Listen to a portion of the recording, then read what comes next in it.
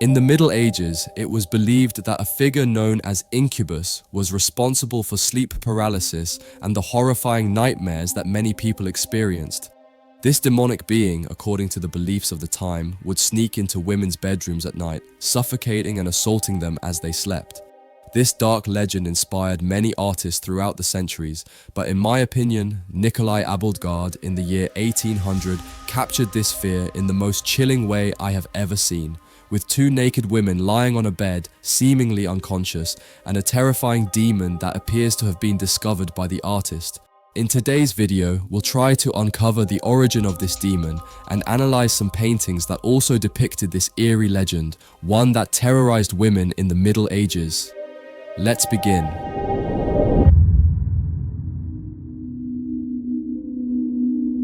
The incubus is a demonic figure deeply rooted in ancient folklore, with a notable presence in the legends and beliefs of various cultures throughout history.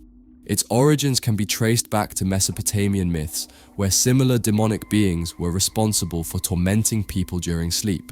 However, it was during the Middle Ages that the legend of the incubus solidified and spread widely across Europe, becoming one of the most feared manifestations of evil. The legend describes the incubus as a male demon who attacked women while they slept. This demonic being was said to induce terrible nightmares, sleep paralysis, and even sexual assault. It was believed that the incubus fed on the vital energy of its victims, leaving women exhausted, ill, and often traumatized. In some accounts, the incubus was said to be capable of causing unexplained pregnancies, adding an extra layer of terror to its reputation.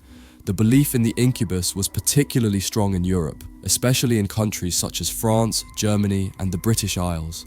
In these regions, stories about the incubus were passed down through generations, fueling collective fear and giving rise to various superstitions and rituals to protect oneself from this being. It was said that the incubus would repeatedly visit its victims, making it almost impossible to escape its attention once it had fixated on someone. In other cultures, similar myths exist in other parts of the world. For instance, in Germanic mythology, we find the Nixie, a creature that shares many characteristics with the incubus, including its seductive and dangerous nature. Scandinavian folklore speaks of demonic water entities that lure people, especially women, into the depths of rivers or lakes, causing their death or leading them to an unknown fate. On the other hand, Swedish folklore presents the mare, an equally terrifying figure that, like the incubus, is associated with the phenomenon of sleep paralysis. The mare is described as a spirit that sits on people's chests while they sleep, causing distressing nightmares and a feeling of suffocation.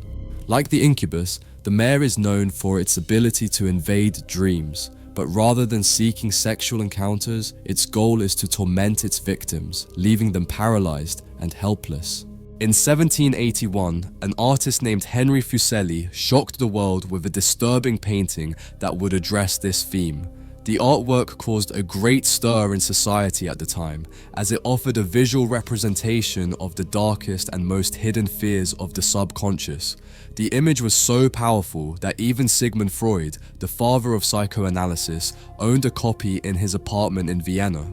With his profound knowledge of dreams and the unconscious, Freud was fascinated by Fuseli's ability to visually capture terror and repressed desire in a single scene.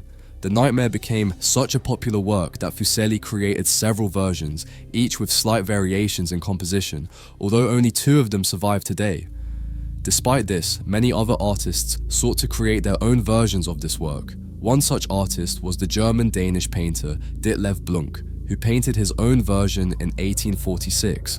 In this painting, which clearly draws inspiration from Fuseli's nightmare, the scene also evokes sleep paralysis, a state where the person is conscious but unable to move, feeling a malevolent presence. The naked woman on the bed reflects extreme vulnerability, a recurrent symbol in representations of the incubus figure, who, according to legend, would assault women while they slept. I apologize for censoring parts of the painting, but it's necessary to comply with YouTube's policies.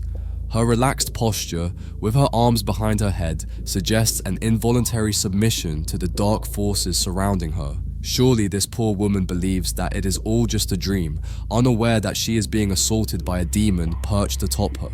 The incubus in this painting, however, takes on a different form. Instead of a grotesque demon as in Fuseli's work, here it appears with a feline appearance, which could allude to the cunning and stealth with which these beings were said to attack.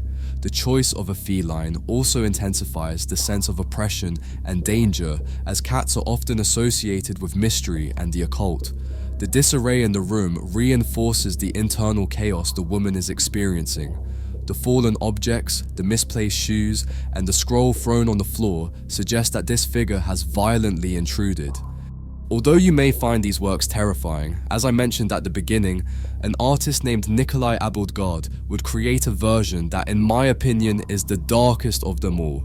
The story goes that this Danish painter met Henry Fuseli in Rome, and it was likely thanks to this encounter that he produced his own version of Fuseli's famous nightmare. But before we continue with the analysis, I want to remind you that this painting, along with the others you've seen throughout the video, is available on our website. I've added dozens of new paintings to the collection, where you can find historical works that I have personally selected for you to decorate your home with a piece that is just as intriguing as the one you're seeing in this video. You also have the option to purchase a phone case, so in addition to protecting your device, you'll have a work of art always in your pocket. Shipping is completely free worldwide, so once you finish watching the video, I invite you to visit the catalog because I'm sure you'll find the perfect painting for you.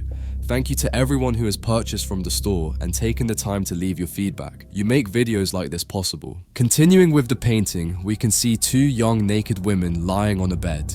One of the women is lying on her side, showing us her back as she seems to be in a deep sleep, with her hands tucked under her head. The other, however, is writhing.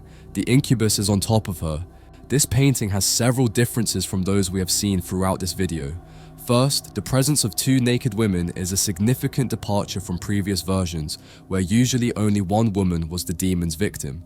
This detail could suggest an intensification of the terror associated with the incubus, while in other representations, the woman appears semi-nude, emphasizing her vulnerability. In this work, both women are completely naked. This total nudity might directly allude to the belief that the incubus not only tormented women in their dreams, but also sexually assaulted them, and in some versions of the legend, even left them pregnant. The demon, with a surprised expression, might be caught in the middle of his attack, suggesting that his actions have been discovered. The inclusion of a second woman in the painting is another detail worth analyzing. While in many cultures women slept together to feel safer and protect each other from danger, this work seems to challenge that idea. The presence of the incubus, despite two women being in the room, suggests that the threat of this demon is unavoidable and that no amount of company or precaution could prevent his attack. This might symbolize the spread of fear of the incubus throughout Europe, where no woman felt safe, even in the company of others. The union of the two women could be seen as a desperate attempt at protection, which proves futile against the demonic threat.